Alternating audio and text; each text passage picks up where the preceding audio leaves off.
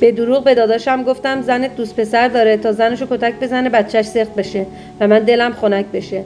من طبقه بالای بابام زندگی میکنم. 2 تا داداش دارم. یکیش خارجه، یکیشم اینجا ور دل خودمونه، بالا سرمون زندگی میکنن.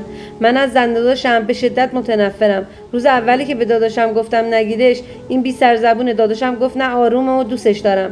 1 سال با هم بودن، مثلا به پایم موندن. مامانم هم قبول کرد و گفت دختر خوب و آرومیه. بابام هم که کاری نداشت، هرچی که مامانم بگه.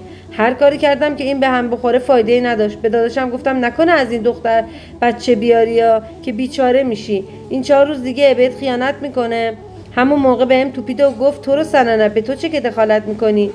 زنش 6 ماهه بارداره. اصلا هم دلم نمیخواد برادرزاده از این زن داشته باشم. تصمیم گرفتم کاری کنم. یه چت فیک درست کردم با چند تا عکس فیک از زنش و یه چند تا مرد دیگه.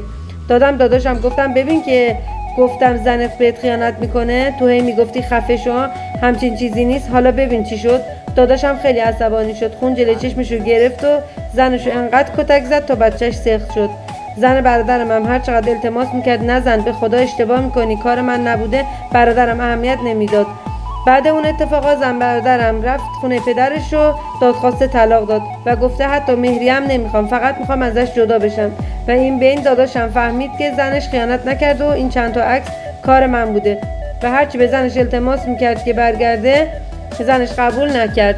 از طرفی هم پدرم گفته هرچه زودتر خونه رو تخلیه کنی، از اینجا باید بری، من دختری به اسم تو ندارم، تو قاتل نوه منی. حالا به نظر تو من چیکار کنم؟ اینم داستان یکی دیگه از شما که برام فرستاده بودین. من مهنازم، یه بلاگرتون. دوست داشتی بیا تو پیجم.